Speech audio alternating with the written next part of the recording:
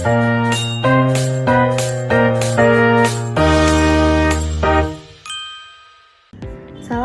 warahmatullahi wabarakatuh. Perkenalkan, saya Tasya Nabila dari Prodi Perbankan Syariah. Di kesempatan kali ini, saya akan menjelaskan materi dari mata kuliah Studi Kelayakan Bisnis, yaitu mengenai AMDAL. Baik, di sini saya akan menjelaskan apa itu AMDAL.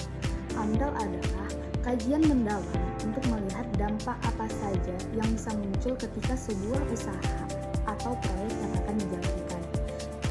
Kajian ini, potensi kerusakan lingkungan bisa diantisipasi sejak awal dan manfaat positif dari proyek dapat dimaksimalkan. Jadi AMDAL ini upaya atau usaha yang kita lakukan sebelum kita mendirikan sebuah perusahaan. Bisa di sini saya berikan contoh seperti sebuah pembangunan pabrik tekstil, perusahaan wajib melakukan AMDAL. Untuk apa? Untuk menilai apakah limbah cair pabrik bisa mencemari sungai di sekitar. Dari hasil kajian, perusahaan bisa merancang instalasi pengolahan air limbah atau IPAL agar pencemaran tidak terjadi. Jadi seperti itu. Sebelum kita merancang sebuah usaha, kita wajib melihat lingkungan sekitar kita, apakah itu bakal mencemari atau mengotori lingkungan tersebut. Jadi kita harus melakukan kajian dulu seperti apa tempat yang akan kita bangun. Selanjutnya yaitu ada dasar hukum AMDAL. Regulasi umum yang menjadi dasar AMDAL itu ada 3. Yang pertama, Undang-Undang tentang Perlindungan dan Pengelolaan Lingkungan Hidup. Yang kedua, ada Peraturan Pemerintah mengenai AMDAL. Yang ketiga yaitu Peraturan Menteri dan Pedoman Teknis Penyusun AMDAL. Contohnya itu perusahaan yang ingin membuka tambang batu bara itu wajib mengikuti PP tentang tata cara penyusunan AMDAL supaya kegiatan penambangan tidak merusak ekosistem dan tetap sesuai aturan. Lalu selanjutnya yaitu tujuan dan kegunaan AMDAL. Tujuan utama AMDAL itu yaitu memperkirakan berbagai dampak baik yang positif maupun yang negatif dari suatu kegiatan. Terus tujuan AMDAL selanjutnya yaitu menentukan apakah rencana usaha tersebut layak dijalankan dari sisi lingkungan.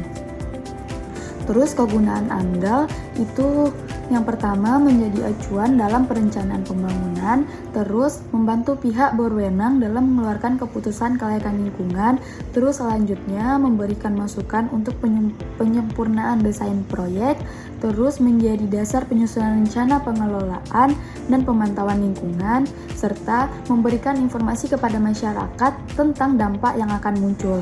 Contohnya, dalam rencana pembangunan bandara baru, AMDAL membantu memetakan dampak kebisingan terhadap pemukiman.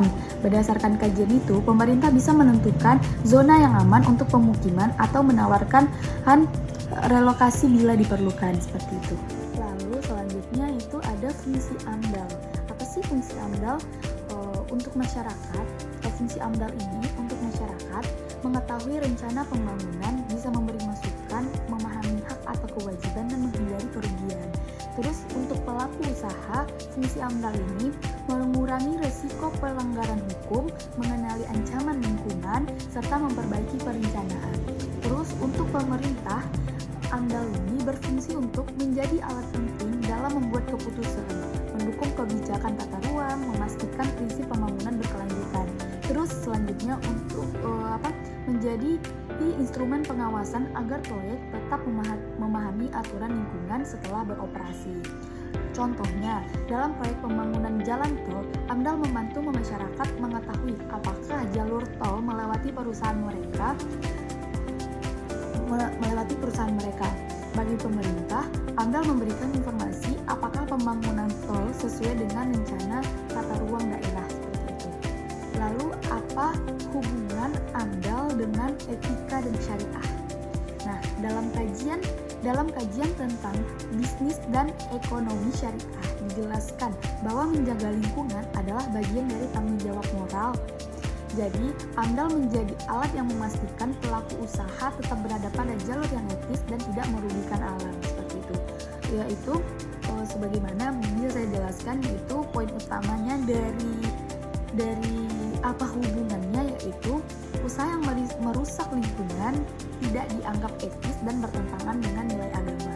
Terus yang kedua, AMDAL membantu memastikan bahwa bisnis bisa berjalan sesuai prinsip keadilan dan keberlanjutan.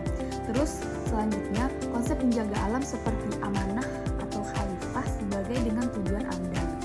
Contohnya, perusahaan sawit yang melakukan AMDAL secara benar akan menghindari pembakaran lahan. Ini bukan hanya mengikuti aturan, tetapi juga bagian dari tanggung jawab, moral, dan prinsip syariah dalam menjaga lingkungan.